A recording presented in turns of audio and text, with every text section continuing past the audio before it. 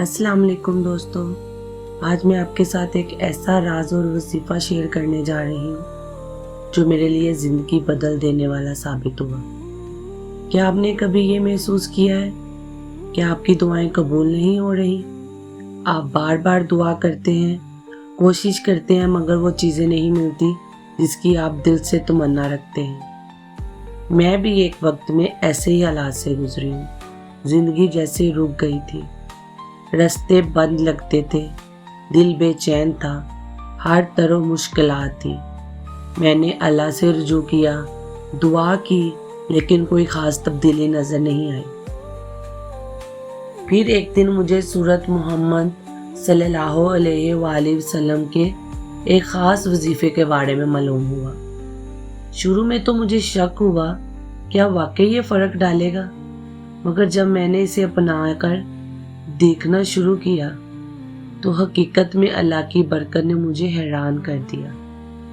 جیسے جیسے میں نے یہ عمل جاری رکھا، میرے مسائل آہستہ آہستہ حل ہونے لگے۔ وہ دعائیں جو برسوں سے رکی ہوئی تھی قبولیت کی راہ پر آئیں اور میری زندگی میں مثبت تبدیلیاں آنا شروع ہو گئی۔ اس لیے آج میں یہ طاقتور وظیفہ آپ کے ساتھ شیئر کرنے جا رہی ہوں تاکہ آپ بھی اللہ کی خاص رحمت سے اپنے مسائل اور رکی ہوئی دعاؤں میں کامیابی حاصل کر سکیں۔ سورت محمد صلی اللہ علیہ وآلہ وسلم قرآن مجید کی 47ویں سورت ہے۔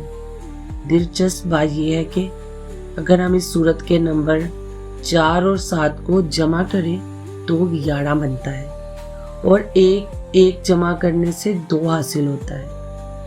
اس سورت میں کل 38 آیات ہیں جن کا مجموعہ 2 بنتا ہے۔ لفظ محمد صلی اللہ علیہ وآلہ وسلم کا عدد 92 ہے اور اس کا مجموعہ 2 بنتا ہے۔ یہ اتفاق نہیں بلکہ اللہ کا اشارہ ہے کہ دنیا میں ہمیشہ 2 راستے ہوتے ہیں، ایک حق کا اور دوسرا باطل کا، ایک ایمان کا دوسرا کفر کا، ایک کامیابی کا اور دوسرا ناکامی کا۔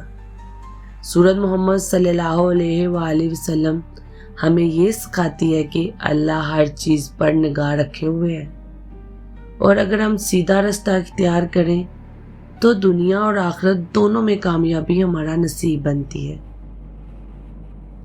چلیں اب وظیفے پہ بات کرتے ہیں۔ صبح کے وقت نماز فجر کے بعد بغیر کسی سے بات کیے سورت محمد کو 2 مرتبہ پڑھیں۔ پڑھنے سے پہلے اور بعد میں 11 بار درود شریف پڑھیں۔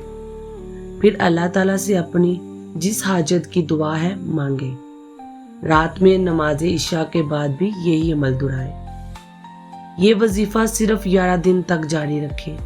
آپ دیکھیں گے کہ جیسے جیسے دن گزریں گے اللہ کی رحمت آپ کی زندگی میں نازل ہوگی، مشکلات آسان ہوں گی اور وہ دعائیں جو طویل عرصے سے رک گئی تھی قبولیت کی راہ پر آئیں گی۔ دوستو یاد رکھیں، اللہ کی رحمت سے بڑی کوئی طاقت نہیں۔ اگر آپ خلوص دل سے یہ عمل کریں گے تو انشاءاللہ آپ کی دعائیں ضرور قبول ہوں گی۔ اور سب سے اہم بات، جب آپ یہ عمل کریں تو دل میں یہ یقین رکھیں کہ اللہ ہر چیز سن رہا ہے اور وہی بہتر جانتا ہے۔ یہ وظیفہ صرف ایک ذریعہ ہے، اصل طاقت و اثر اللہ کی رحمت میں ہے۔ اگر یہ پیغام آپ کے لیے مفید ہو تو اسے اپنے دوستوں اور سوشل سرکل میں ضرور شیئر کریں تاکہ وہ بھی اس کی برکت سے اپنی رکی ہوئی حاجات پوری کر سکیں۔ اپنا خیال رکھیں، دعاؤں میں یاد رکھیں اور ہمیشہ اللہ پر بھروسہ رکھیں۔ اللہ حافظ۔